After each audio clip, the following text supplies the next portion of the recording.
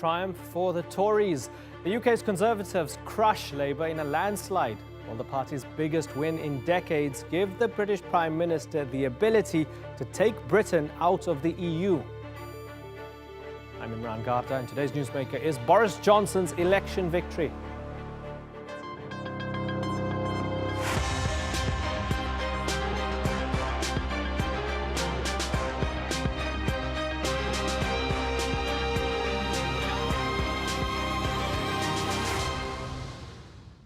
Not since Margaret Thatcher has the Conservative Party had such a resounding win. In fact, the margin of victory was so large, the Tories themselves seemed surprised. The results are a dream come true for Boris Johnson, who secured the parliamentary majority he so desperately craved. Jeremy Corbyn and his Labour Party, on the other hand, are living a nightmare. Throughout the night, the Conservatives snatched seats from traditional Labour strongholds, handing the party its worst electoral defeat since 1935. So while Labour asks where it went so wrong for Corbyn, Boris Johnson says it's full steam ahead for Brexit. He's vowed the UK will be out of the EU by the end of January. Though we've heard similar promises before, this time he has the mandate to deliver. Haider Abbasi reports.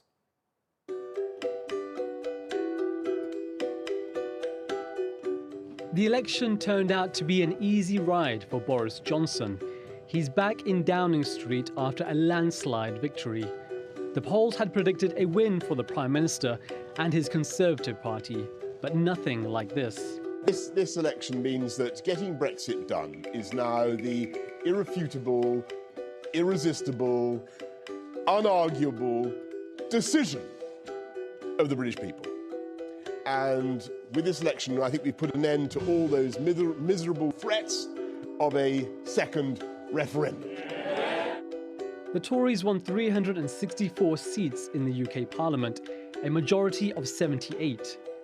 It's the biggest Conservative majority since Margaret Thatcher won in 1987, far more than Johnson had hoped for. And what of the opposition? A crushing defeat for the Labour Party, led by Jeremy Corbyn.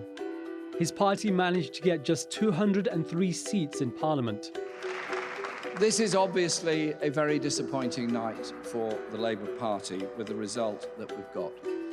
But I want to say this. In the election campaign, we put forward a manifesto of hope, a manifesto of unity, and a manifesto that would help to right the wrongs and the injustices and inequalities that exist in this country. Corbyn says he'll step down as leader. He's now lost 2 elections back to back. It's the worst result for the party since 1935. The Tories were able to capture traditional Labour heartlands. Some Labour constituencies have turned blue for the first time. In total, the Conservatives won 47 seats from Labour, mostly areas that voted to leave the European Union in 2016. It seems Labour were punished for being inconsistent on Brexit. The referendum result has been a divisive issue. But the Tories focused their campaign on exiting the EU with the campaign slogan, "Get Brexit Done." And in Scotland, the Scottish National Party has swept the board, winning 48 seats. SNP leader Nicola Sturgeon says this gives it a mandate for a second referendum on Scottish independence. So with such a large majority, how will the Conservatives shape the future of Britain? Haider Abbasi, The Newsmakers. To answer that, let's go to our guest. John Howarth is a member of the European Parliament for the defeated Labour Party, and Freddy Vachha is UKIP's regional chairman for London and was a candidate for the party's leadership in 2019. Sajjad Karim will join us shortly. He's a former MEP with the Conservative Party. John Howarth, let's start with you. I guess commiserations. It's not enough, it seems, to say that the other side won. It's that your side lost so badly as well. There were own goals, red cards, and so on when we look at the numbers. Why? Yes, well, catastrophic result. As you've said, the worst result for the Labour Party since 1935. First of all, a phenomenally unpopular leader who was an accidental leader and proved that he couldn't actually lead a dog. His policies were inappropriate. They weren't what people wanted, certainly not what working class people wanted. Fiscally irresponsible and a fantasy manifesto. And finally, Brexit was a double-edged sword for the Labour Party. But what was worst was that the Labour Party leader couldn't say what position he wanted to take on the greatest issue that has faced Britain since 1945. Not good enough. No excuses. Will take the defeat at anywhere other than the door of the current leadership. And I don't just mean the leader, I mean the people around him and the people who should have told him 6 months before this election that his time was really up and he wasn't helping the cause. So at the heart of everything, you believe your party chose the wrong man?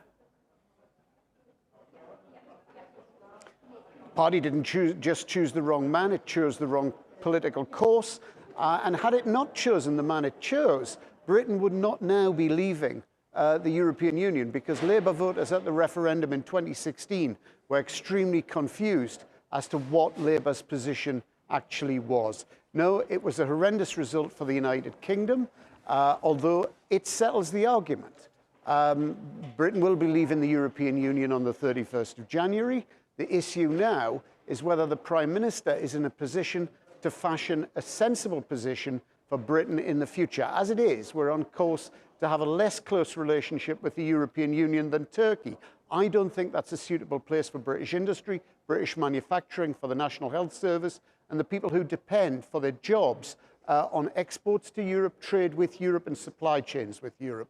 Okay, the Conservative Party is now in a position, because the Prime Minister has freedom of action, to get real about Britain's future. Yeah, he's got a massive mandate. Freddy Vachha, now you can correct me if I'm wrong, but this is a curious position to be in, because your party did terribly in the election, but you're probably still a little happy. Am I right? You're partially right. We chose only to contest seats where we could possibly not do any damage under first past the post. That means we would not split the Brexiteer vote. This means we stood in some of the worst seats for us tactically in the country, but our objective was not to try to get into power. Our objective was to try and, one, remain in the forefront of the public eye, but secondly, also to ensure that we got a strong Brexiteer government. Now, that doesn't just mean allowing the Conservative Party candidates to win. For example, in several seats in Scotland, we are probably responsible for the Conservative Party candidate losing, because that particular candidate was not a Brexiteer. One of them was the finance director of Britain Stronger in Europe during the referendum campaign, and I smiled with glee when he lost his seat. We were just doing things for the country, without exception. So you failed. That is to deliver You failed Brexit. tactically. You failed tactically and consciously. We succeeded strategically, if that's what you're trying to say. How many seats did you get? We set out to do something. Okay, but we used to talk about UKIP being 44. a real sort of player when it comes to British politics. How many seats did you get? We didn't get any seats. Exactly. But so we contested only 44. You failed. Correct. Tactically, strategically, yes? But we have been at bumping around due to probably 3 very misguided leaders in a row. We have been bumping around 0.5%, even lower than that, in the opinion polls. We scored an average of 1.1%, which, while it's very, very low, it's still quite a lot higher than had been forecast for us. This is an average across the 44 seats, which were contested by UKIP. John the Howarth, point is that in not one of these seats... Let me get John Howarth to respond to this, because one of the interesting things is that people blame UKIP for getting us to this point in the first place. If we sort of dial it back, Thank us, they should be. 4 or 5 years. So, John Howarth, give me your take on where UKIP stands right now. UKIP are completely irrelevant now. The Conservative Party have absorbed the Brexiteer vote, and they've absorbed the Brexiteer philosophy, and are, in effect, an English nationalist party now. UKIP will disappear effectively from the scene. But, I don't blame UKIP for arguing for what they believed in. I blame the people who believed in the European project, believed in the European Union, and didn't argue their case effectively enough in the United Kingdom. And I think people who are running the European Union now need to take note that Brexit is not Brexit is a British problem, but the credibility of the European Union and its future is a problem that they need to address. But John, let me then ask you, if the Tories were so successful, as you mentioned, in absorbing UKIP and the right, and we could go a step further and say the nationalist right, the xenophobic right in many ways, and also in maybe getting some centrists and maybe even some liberals who had doubts about Jeremy Corbyn on issues such as alleged anti-Semitism and so on. If the Tories were so successful in being able to become a broader church and to scoop up all of these votes, what the hell was Labour doing during all this time? Was it asleep at the wheel? Oh, it wasn't asleep at the wheel. It was self-consciously driving itself off a cliff with a non-credible leader, non-credible policies, and effectively a position on the greatest issue of the day that they couldn't argue anything coherent on. Now, you know, I'm not being wise after the event. I've said all these things on the internet, and you can never get rid of that these days, in print and in the political debate over the last couple of years. I argued for a very strong Labour Remain position for the simple reason that Labour voters overwhelmingly were Remain voters. And in the numbers of last night's wreckage, that still comes through. Labour was always going to lose some of its support over this issue the way it panned out. But the big error was not arguing strongly enough for a pro-European position in the referendum. Jeremy Corbyn is a historic Leave supporter. And he put his personal ego and his personal political position ahead of the position of the party. Go back to Labour's leader, Neil Kinnock.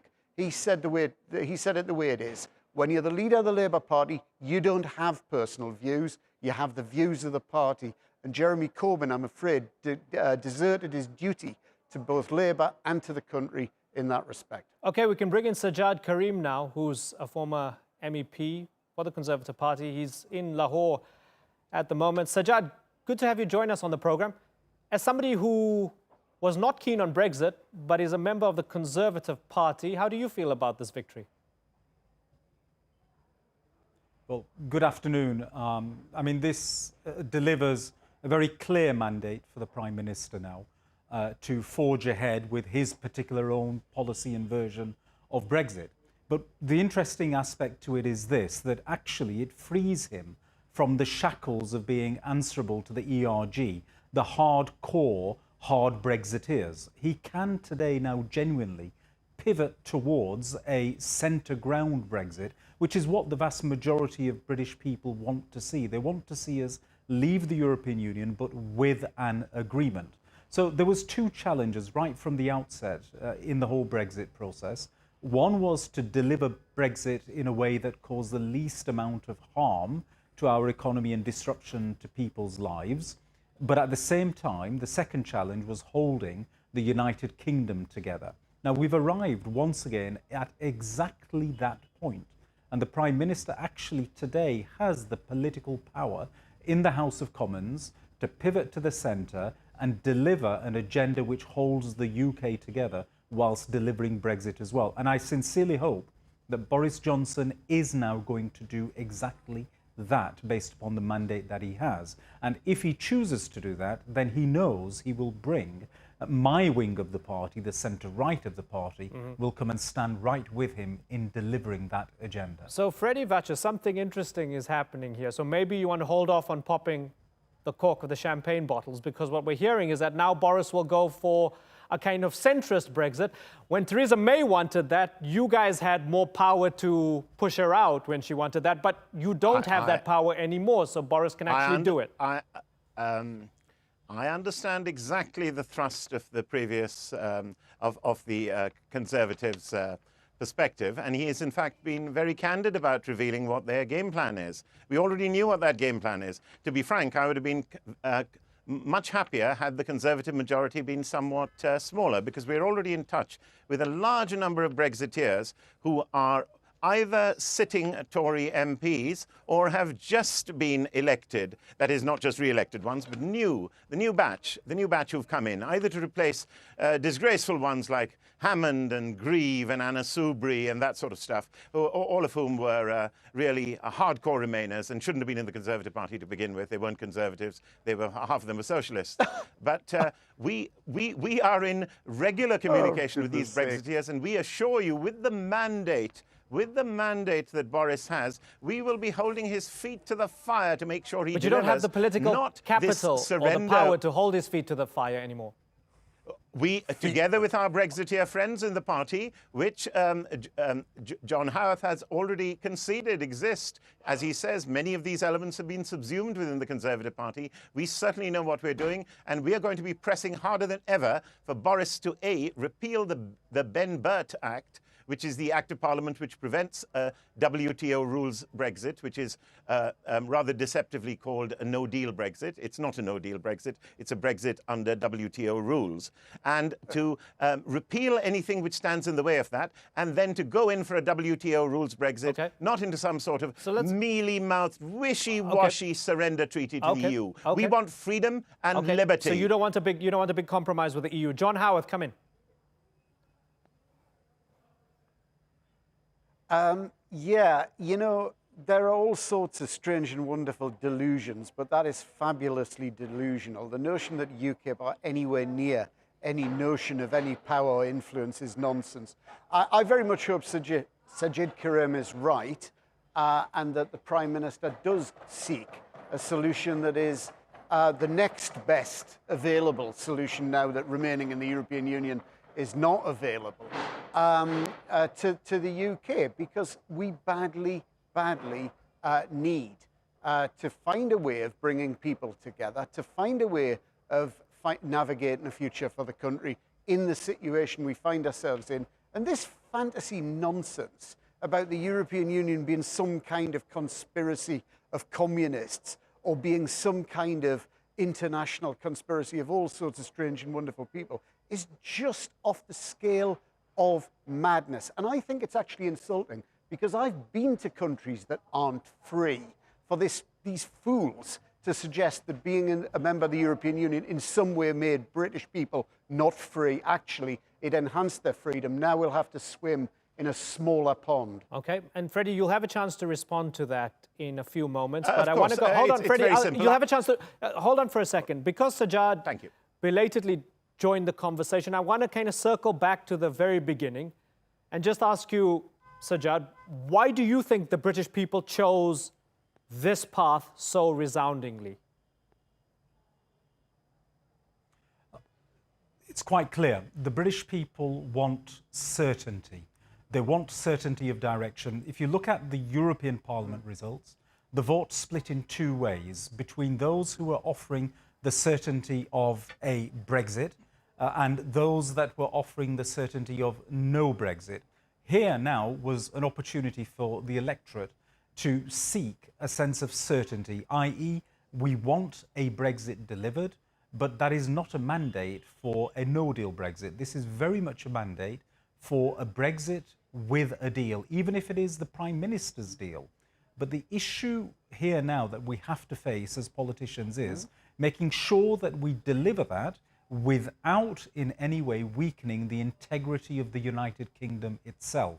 And I'm particularly concentrating here on two issues. One, the Prime Minister's withdrawal agreement, which in effect draws a border down the Irish Sea, so far as Northern Ireland is concerned, and the potential for a border poll in Ireland now, on the island of Ireland.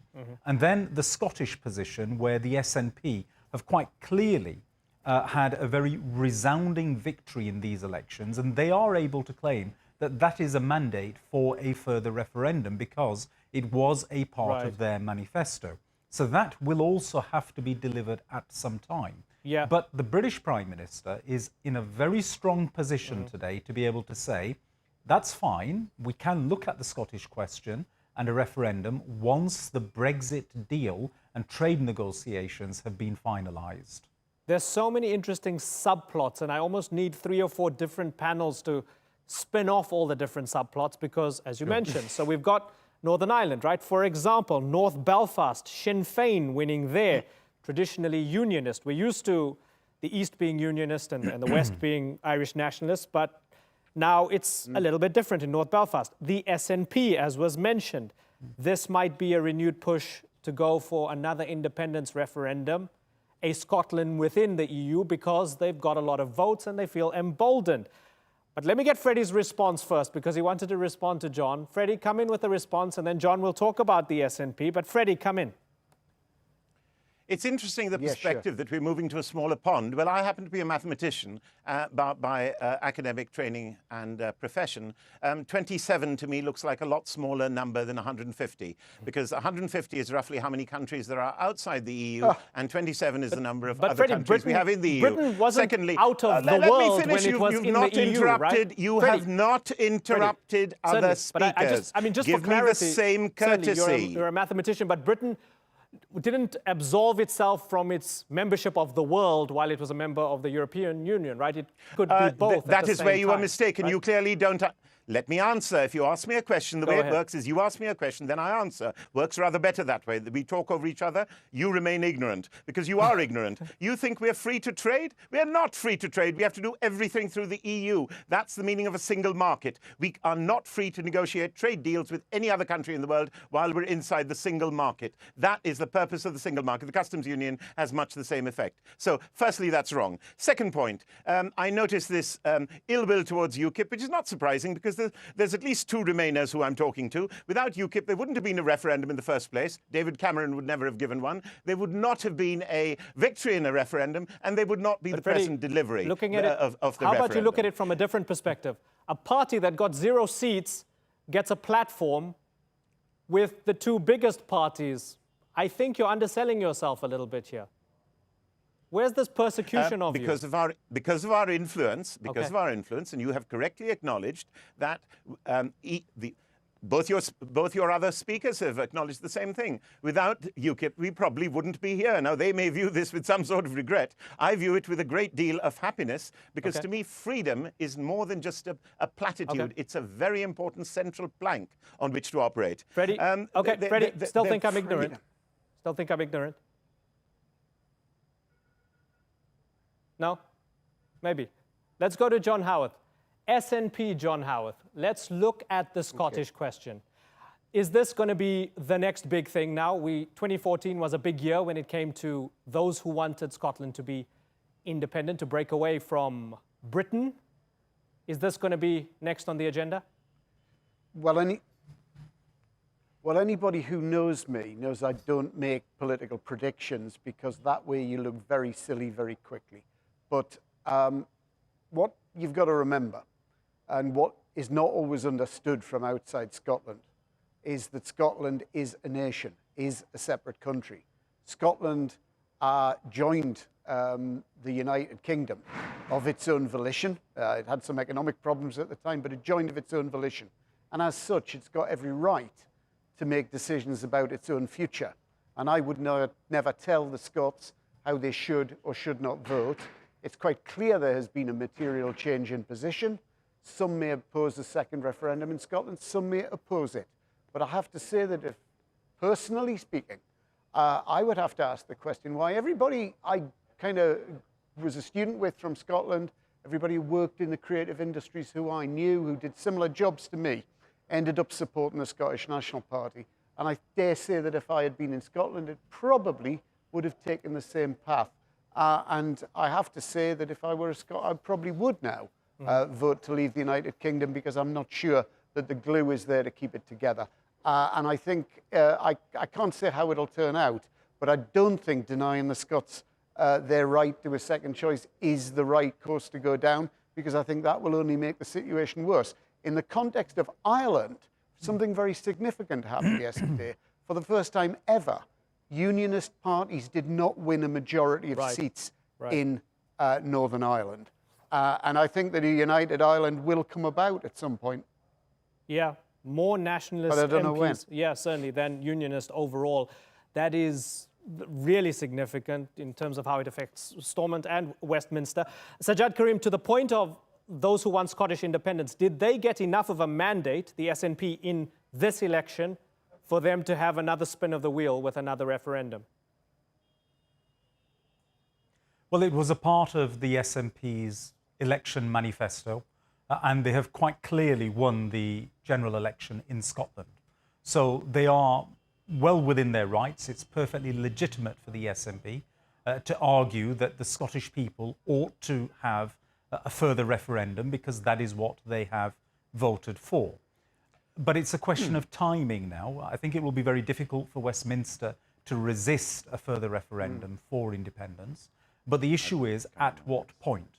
And I think the sequencing is very important here. And so the Prime Minister, I think, must be allowed to deliver some form of Brexit, albeit in January next year, at the end of January. All we will do is leave the institutions. So in effect, we will surrender all of our power and influence whilst retaining all of the obligations. Sajjad, now, I've got to that wrap. will only come to an end once... Right. You've got to wrap up. Okay. Well, you know, it's a question of timing. I think there will be a Scottish referendum once the trade negotiations have been finalised, not before. Okay, gentlemen, we're out of time, but it's a massive election. I appreciate you all taking the time to join us. John, Sajjad, and Freddy, thanks for joining us. And thank you for watching. We'll see you next time. Bye-bye.